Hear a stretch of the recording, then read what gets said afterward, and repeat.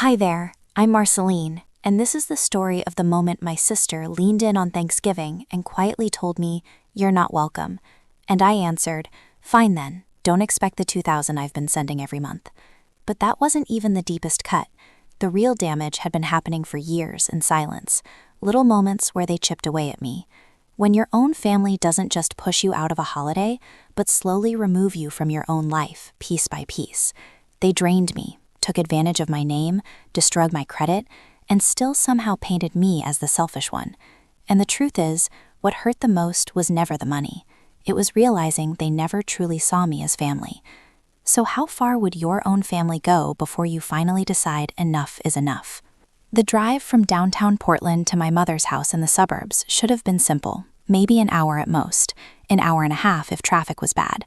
But that day, Thanksgiving traffic stretched it into nearly 3 exhausting hours, cars crawling forward in endless lines.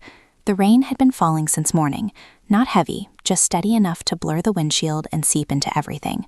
By the time I turned into the narrow driveway of my childhood home, my shoulders ached and my fingers were stiff from gripping the steering wheel too tightly. I glanced at the dashboard clock, 5:32 p.m., the sky already dimmed, the clouds hanging low like a heavy lid over the city. Beside me on the passenger seat sat the pumpkin pie I had baked the night before, the same one my mom used to request every year, the one she once told me I made better than anyone else. I had also brought a bottle of Chardonnay and wore the olive green coat she once complimented, the only time she ever said I looked put together. Somewhere deep inside, I had convinced myself this time might be different. But the moment the door opened, I knew it wouldn't be. Celestia stood there, her face unreadable. No warmth, no welcome, not even the polite version she used to fake for appearances. Behind her, I could hear laughter, the clatter of dishes, the soft hum of a dinner already in progress. And then Vera appeared, stepping into view like she always did, effortlessly commanding the space. She leaned slightly behind our mother and said it in a low, sharp tone, "You're not welcome this Thanksgiving." For a second, I thought I had misunderstood. The words hung in the cold air between us. I shifted the pie awkwardly in my hands, forcing a small, uncertain smile. "You're joking, right?" Celestia barely moved. "It's better if you don't come in," she said calmly. Vera folded her arms, leaning against the doorframe, her expression calm but cutting. "We're trying to keep things light this year, no drama."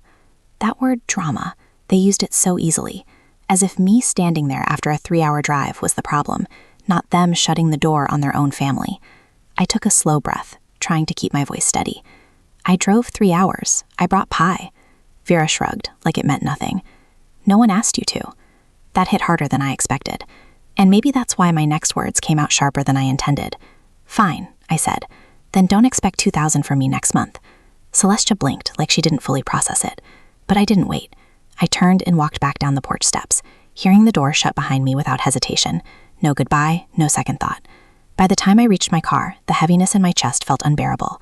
The engine started quietly as I pulled away, streetlights flickering on one by one, the radio playing something old and distant, while my thoughts dragged me back through years of moments just like this. Me showing up, them acting like I didn't matter, until they needed something again. I stopped at the first red light at the end of the street when my phone rang. I didn't even need to check the screen, I already knew. I let it ring until the last possible second before answering. "Marceline," my father's voice filled the car. Dorian, the man who walked out when I was 16, yet somehow always found his way into situations when it suited him. "Your mother told me what happened. You need to stop being so difficult." I let out a quiet laugh, one that felt empty. "She told you?" She shut the door in my face. "She's upset," he continued, ignoring what I said. "You're the older sister. It's your responsibility to hold this family together." Something inside me snapped, clean and final. I tightened my grip on the wheel. "Responsibility doesn't mean being your family's personal bank account, Dad." "You're overreacting," he replied flatly.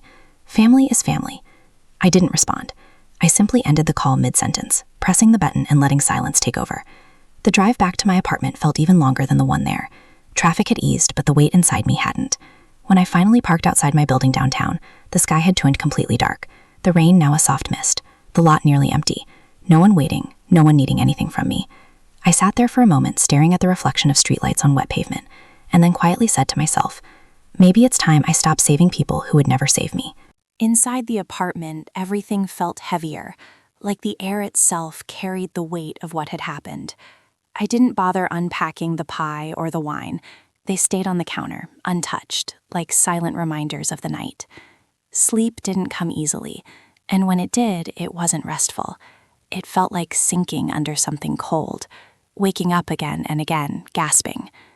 The next couple of days blurred together. I worked from home, answered emails, stared at spreadsheets, pretended everything was normal. But every time my phone buzzed, I felt my chest tighten. By Saturday night, the notifications became constant. The family group chat with my mom, Vera, and a few cousins lit up nonstop. I tried to ignore it, but the messages kept coming, until finally I opened it. Celestia's message sat at the top. "I can't believe you would abandon your own mother on Thanksgiving after everything I've done for you." Then another, "You're not the daughter I raised." Vera followed. "Of course, some people only care about money. I guess that's what happens when you don't have a real family." The words cut deep, even though I recognized the pattern. This wasn't new. This was what they always did. Turn me into the villain while they played the victims. Scrolling further, I saw Celestia had taken it beyond the group chat. She had posted on Facebook a photo from dinner, everyone smiling, glasses raised, captioned, "Grateful for family who truly loves you." Some people forget who gave them everything. The comments made my stomach twist. Relatives and acquaintances adding their opinions like they knew the story. Aunt Diane agreeing, Uncle Robert saying, "I always thought I was better than them." Vera adding her final touch. "We don't need that kind of energy here." Even people I barely spoke to had reacted, liked, commented, as if they had a place in it. And the worst part was, I could feel the narrative shifting without me even being there to respond. I set my phone down, trying to breathe through the pressure in my chest. It felt like drowning while watching it happen from the outside. Sunday morning, I told myself I wouldn't check my phone. I would focus on something, anything else. But habit pulled me back around noon. As I made coffee, I glanced at my notifications and froze. An email from HR. Subject line, "Quick check-in, Monday." My pulse quickened as I opened it. "Hi, Marceline. Can we connect briefly tomorrow? Nothing urgent, just something that came up. I'd like to discuss. Thanks, Cynthia." A wave of unease settled over me. I hadn't done anything wrong. Everything at work was steady. There was no reason for HR to suddenly reach out. Monday arrived faster than I wanted. The sky over Portland, gray and heavy as always. When I walked into the office, Cynthia greeted me politely, asked me to sit, then folded her hands. "This might sound unusual, but your mother contacted me on LinkedIn over the weekend." I blinked, trying to process what she had just said. What? "She messaged me," Cynthia continued carefully. "Said you've been distant lately, that she was concerned, mentioned you refusing to help her." I felt my chest tighten. My mother had reached out to my HR manager, my voice barely steady. Cynthia offered a small, understanding smile. I didn't want to make it a bigger issue, but it is a bit unusual. I left that meeting feeling exposed, not because of what Cynthia said, but because I finally understood just how far my mother was willing to go. When I got home that evening, the weight I had been carrying since Thanksgiving felt different, sharper, heavier. I sat on the edge of my bed, scrolling through the endless messages still coming in. "You broke your mother's heart. You're selfish.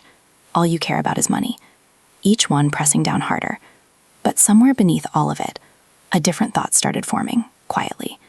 If they were willing to keep crossing every line, then maybe it was time I drew one they couldn't cross. The apartment fell into a tense silence, not calm, just waiting. It had been a week since Thanksgiving, and while things had gone quiet on the surface, I knew better. The messages from Celestia and Vera hadn't stopped. They had just changed. Less direct, more subtle. Guilt-filled silence, occasional texts like, "Hope you're happy," or passive-aggressive posts shared online. But the noise never really stopped. In my mind, every night I replayed Thanksgiving over and over, like a loop I couldn't break free from. The slammed door. My mother's glare, Vera's smug smile, and Dad's voice reminding me again that I was the one holding the family together. By December, I thought maybe they'd finally moved on. Maybe I could breathe. I should have known better.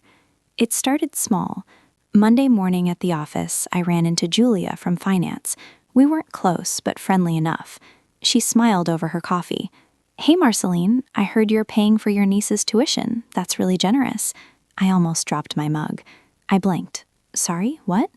She shrugged casually. "Vera mentioned it on Facebook last week. Said she's lucky to have a sister like you." My stomach dropped. "I never said that." Julia looked surprised. "Oh, sorry, I just assumed." I forced a smile and walked away. but my pulse was pounding. By the time I sat back at my desk, the heaviness I'd been trying to shake since Thanksgiving came rushing back. That night, I couldn't sleep. I kept thinking about it, why Vera would post something like that. Around midnight, I opened my laptop, running on nothing but gut instinct.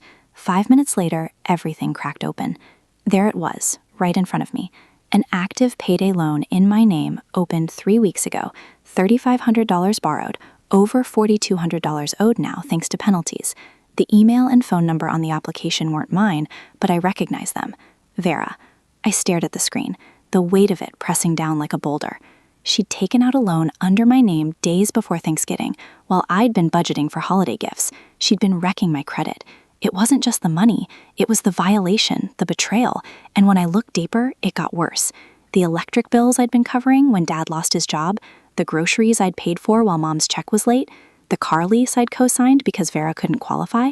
It wasn't a handful of favors, it was a pattern I hadn't wanted to see. By 2 a.m., my entire chest felt hollow. It had never been about family. It had always been about how much they could take. I sat in the dark. My laptop cast a cold glow across the room, listening to the rain tapping at the window. Then I picked up my phone, scrolled past the unread messages and guilt trips, and opened a blank text field. Quietly, I said it out loud, like a vow. They've crossed every line. It's time I draw mine. The city streets sparkled that night, strings of white lights wrapping around bare trees, storefront windows dressed in garlands and ribbons, Christmas music humming faintly from every corner cafe. Portland always looked like a postcard around the holidays, charming, magical even, but all it did was remind me how empty everything felt this year. 2 weeks had passed since I uncovered the payday loan in my name, and the space between me and my family felt colder than the December air. I tried to fill the silence with work, errands, cooking meals I barely touched, but nothing muted the hollow ache in my chest, the gnawing sense that they hadn't finished with me yet. That certainty arrived one Saturday morning, over coffee. I was scrolling half-heartedly through social media, trying to avoid another day of staring at my financial statements, when a photo stopped me cold. A family Christmas brunch, taken at my mother's house. My mother smiling in the middle, Vera standing beside her. Aunts, uncles, cousins, all packed around the table, holding up glasses of champagne. The caption read, "Grateful for my real family today. Some people forget who gave them everything." I stared at the screen, my stomach twisting into knots. The comments under the post were worse. Aunt Diane, "Some people forget where they came from." Uncle Robert, "It's sad when your own blood turns their back on you." Vera, of course, had left her little gem. "Some folks only show up when there's a paycheck involved." The weight of it hit harder than I expected. Not just the exclusion, but the public disownment. It wasn't enough to shut me out quietly. No, they had to parade it around like a trophy. I set my phone down, but it felt like the words had burned themselves into my skin. That night, as the holiday lights blinked outside my apartment window, the next blow landed. A text alert from my bank. "Suspicious activity detected on your credit profile. Application for new credit card declined." My heart sank. I opened the message and pulled up the details. Someone had attempted to open a credit card in my name. The application was flagged and rejected because of discrepancies, but the email and phone number linked to the attempt made my stomach drop. Vera again. I stared at the screen for a long time, numb and exhausted. They weren't done. Not even close. I could have screamed, cried, thrown my phone across the room, but instead I did what I'd always done. I sat there in the stillness, trying to figure out how to carve it, how to fix it, and then I realized I wasn't going to fix it. Not this time. Later that night, when the city outside had gone quiet, and the only sound was the low hum of my heater, I picked up my phone one last time. My fingers hovered over the message field, then moved quickly, deliberately, to Celestia. "Vera, if either of you cross one more line, I will burn this bridge myself. Permanently." I hit send without reading it twice. For a moment, I sat motionless, heart pounding in my throat. Then I whispered into the dark, "Next time they try me, there won't be a warning." The first Monday of January arrived colder than I expected. The sky outside my office window blanketed in slate gray. Portland winters had a way of bleeding into everything. The streets, the people, even the light felt heavy. I should have known the new year wouldn't come quietly. I was halfway through my morning emails when the HR notification popped up in the corner of my screen. "Cynthia Harper, can you stop by my office at 10 a.m.? My stomach sank. There was nothing unusual in the wording, but after everything I'd learned, I'd recognize when the ground shifted beneath me. At exactly 10 a.m., I knocked on Cynthia's door, forcing my face into something resembling calm. She looked up, her smile tight, eyes apologetic. "Marceline, thanks for coming. Have a seat." I sat, smoothing my skirt over my knees. She took a breath before speaking. "I wanted to give you a heads up. We've received a couple of anonymous concerns." I didn't flinch, but inside my chest tightened like a vice. "Concerns about what?" I asked, voice neutral. She tapped her pen against a folder. "There's been chatter, comments about your family situation, suggesting it's affecting your work environment, some rather personal things." I nodded slowly, already knowing exactly where this was headed. Cynthia hesitated before continuing. "I'm obligated to remind you to keep personal matters separate from professional responsibilities. You're a valuable part of this team." But they said I'm unstable. I finished for her, my voice flat. She didn't deny it, just sighed. "I know it's unfair, but perception matters." I thanked her, stood up, and left without another word. By the time I reached my desk, my pulse was pounding in my ears. I didn't need to ask who'd fed those rumors. I could hear Via's voice clear as day. "She's so cold lately. You know how she gets. Can't even keep her job together because of us." It wasn't enough for them to drain me financially. Now they wanted to tear down everything I'd built. That evening, as the rain returned, soft at first, then relentless, I tried to shake off the conversation. I cooked a simple dinner, cleaned up the apartment, folded laundry, but nothing worked. The tension settled in my bones like winter itself. I had just finished putting away dishes when the knock came, 3 sharp raps against my door. I froze. A glance through the peephole made my stomach twist. Celestia, Vera, and behind them, 2 of our cousins, people who hadn't spoken to me in months, now standing on my doorstep like an intervention squad. I unlocked the door, but didn't open it fully. "What do you want?" Vera's face was set, arms crossed. "We need to talk." Celestia's voice softened in that way she always used when she wanted something. "Sweetheart, we can't keep going like this." I stepped back, allowing them inside, only because I knew they wouldn't leave otherwise. They filed in like a storm. "You're tearing this family apart," one cousin said immediately, not even sitting down. Vera's eyes flashed. "You think you're better than us because you make more money?" Celestia reached for my arm. "I'm your mother, Marceline. You can't abandon us." The words sliced sharper than I expected. I took a breath, steadying myself. "I gave you a warning," Vera scoffed. "Oh, please. You think cutting us off makes you powerful? You've always been selfish." I didn't shout. I didn't cry. Instead, I walked calmly to the door, opened it wide, and said, "I've carried all of you long enough. This is where I stop." Celestia's eyes widened. "Marceline," but I shook my head, voice firm. "No, you've crossed every line, and I'm done pretending I don't see it." Before they could respond, I stepped aside and gestured toward the hallway. "Leave." They hesitated, exchanging looks, but something in my face must have told them I meant it. One by one, they filed out, Celestia's face crumpling, Vera glaring like she wanted to spit fire. I closed the door behind them, the click of the lock louder than thunder. For a long moment, I leaned back against it, breathing hard. Then I whispered to myself, "Next time, I won't just close the door. I'll lock it." The days following that confrontation passed like fog rolling through my apartment, thick, heavy, and impossible to shake.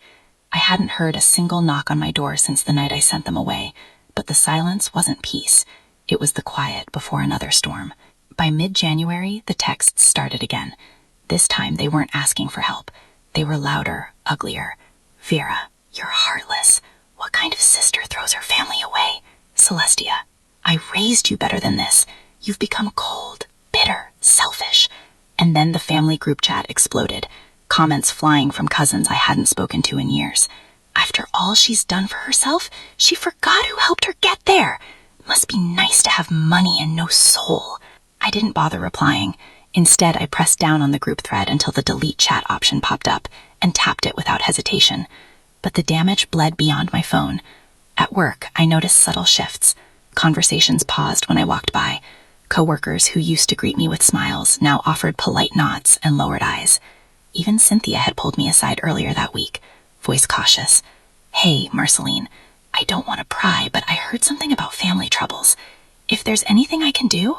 I had smiled politely and told her I was fine, But the weight in my chest told me otherwise. It wasn't just family anymore, it was my reputation. That evening, after another long day of side eyes and whispers I didn't want to hear, I sat down at my kitchen table and opened my laptop. I was done waiting for the next attack. I pulled up my online banking account, and one by one began severing every cord they had wrapped around me. The utility payments in Celestia's name canceled. The automatic transfers to cover their groceries and rent stopped. The credit card where Vera's name sat neatly as an authorized user removed the family Netflix account, the Amazon Prime subscription, Spotify family plan, all disabled within minutes. Each click felt like slicing away another chain around my throat. When I was done, I opened a new email and addressed it to both of them. Subject: effective immediate. You have 2 weeks to handle your own finances. I will no longer fund people who disrespect me. My support was never an obligation. Consider it officially ended. I hovered over the send button for a moment, breathing deeply, then clicked. There was no satisfaction in it, not really, just space. For the first time in years, I felt like I could breathe. Later that night, I sat by the window, watching the Portland rain paint streaks across the glass. The apartment around me was quiet. No notifications buzzing, no demands waiting. I knew what would come next, the tantrums, the insults, the guilt, but it didn't matter anymore. They'd wanted me to disappear, so I had. I whispered into the darkness, voice steady. They wanted me gone. Let's see how they survive without me. The first few days after I cut them off were unnervingly quiet. No more midnight texts, no missed calls, no Facebook posts aimed at me like sharpened knives. I knew it wasn't real peace. It was the pause before the explosion. It arrived in the middle of a Tuesday afternoon. I was wrapping up a report when an email from my bank appeared in my inbox. Subject: urgent, debt collection notice. My stomach dropped. I clicked. The letter was simple, sterile, devastating. This is a formal notice regarding unpaid debts totaling $3,500 linked to an owner. Failure to respond within 10 business days will result in further legal action. My pulse roared in my ears as I read further. The account details matched the payday loan Vera had opened without my knowledge. They hadn't paid a cent since I cut them off, and now the debt collectors had come knocking at my door. Before I could react, my phone vibrated. A new message in the family group chat. I thought I'd left it. Vera, if you think you can humiliate us and walk away, you're wrong. Celestia, you're trying to destroy this family. We'll make sure everyone knows what you've done. Another message popped up. Marceline's trying to ruin us because she's bitter and alone. They had regrouped, and now they were fighting dirty. That night, the real assault began. I received emails from acquaintances, church friends, old neighbors, even colleagues, all hinting that my family had reached out. I heard some troubling things about you and your mom. Are you okay? Your sister's been saying you've gone cold. You can't forget where you come from, Marceline. They weren't subtle. The smear campaign had begun. By Thursday, a coworker pulled me aside, voice low. Hey, I don't want to get involved, but your sister's been posting things about you, saying you abandoned your mom when she needed you most. I felt the ground shift beneath me, not out of surprise, but out of pure exhaustion. They wanted to corner me, humiliate me, drag my name through every room I'd worked so hard to build. But I was done reacting. I was ready to act. That night, I gathered every piece of paper, every financial statement, every screenshot of their lies and manipulations.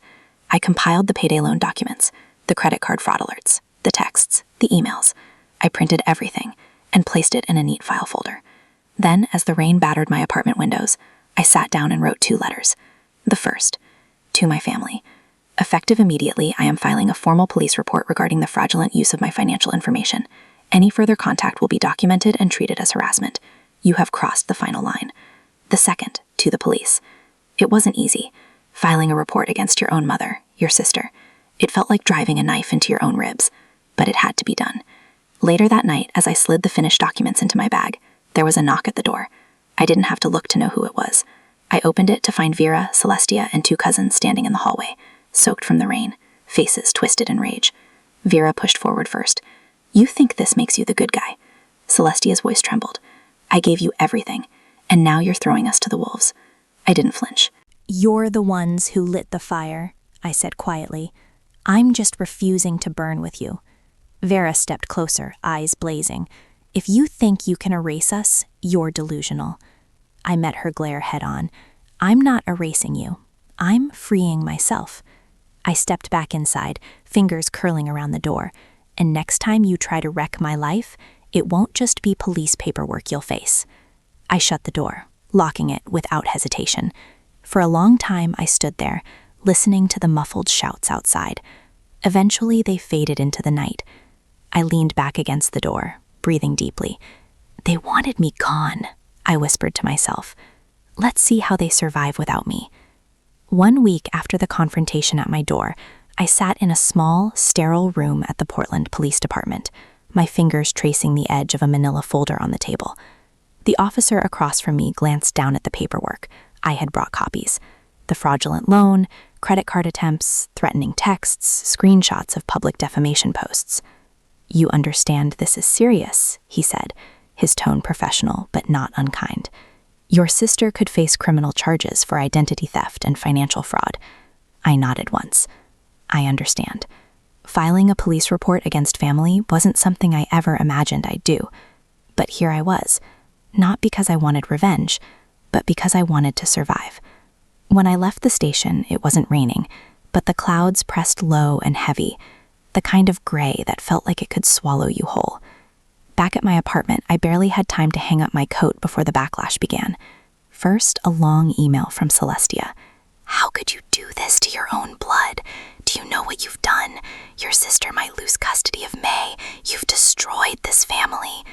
Then a call from Dorian, sharp and bitter. You went too far, Marceline. Blood is blood. You don't take family to court. And finally, the inevitable message from Vera. You're heartless. I'll see you in court too. Don't think you can walk away without consequences. Each message felt like a knife in my back, but this time I didn't bleed. Instead, I opened my laptop and watched as the community began to shift. News traveled fast in our circle. At first, the gossip painted me as the villain, but the truth has a way of crawling to the surface. I started receiving messages from acquaintances. I didn't realize what they'd done to you. I'm so sorry. If I'd known, I would have said something sooner. You're brave for standing up to them. And then one night, a message from Nina, my cousin's wife, lit up my screen. You did what none of us ever dared. You stood up for yourself. I hope you know you're not alone. I stared at her words for a long time. That was the thing. I had felt alone for so long. I'd forgotten what it felt like to be seen. But that night, I finally allowed myself to feel something other than anger. It wasn't relief yet, not quite, but it was something close. The next morning, I wrote one last message in the family group chat. I didn't soften it. I didn't sugarcoat it. I loved you. I sacrificed everything for you, and you called it obligation.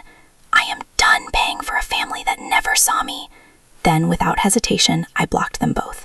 My mother, my sister. It felt like slamming a door, like turning off a faucet that had been leaking for years.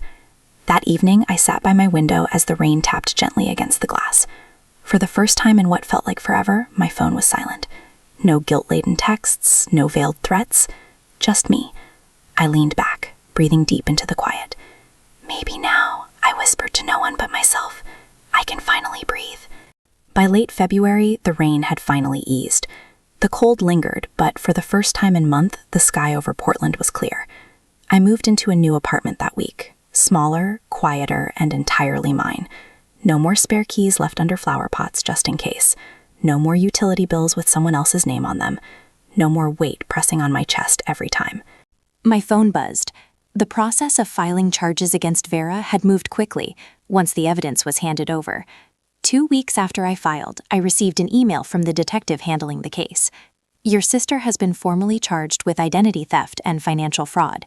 If she fails to appear in court, there will be a warrant for her arrest. It wasn't a victory. It felt more like surgery. Necessary, painful, leaving scars.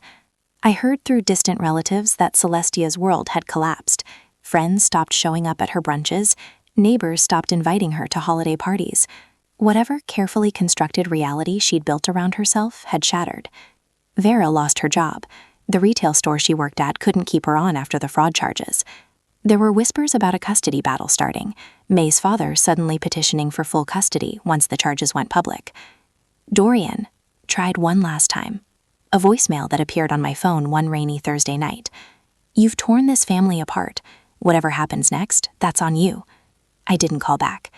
A week later, I found an envelope taped to my apartment door. No return address, but I recognized that handwriting instantly. Celestia. Inside was a letter, short, shaky, written in blue ink. "You'll always be our daughter, even if you've forgotten what that means." I folded the paper quietly, walked to the kitchen, and dropped it into the trash. Some wounds never stop bleeding, because the person holding the knife refused to let go. But I had. The weeks that followed felt strange, like learning to walk again after carrying too much weight for too long. I signed up for a cooking class. Every Saturday morning, I met up with friends I hadn't seen in years, started therapy, took long walks without checking my phone every few minutes. The world was quieter. One evening, as I unpacked the last box in my new apartment, a message lit up my phone. "Narina, I just wanted to tell you, you taught me something.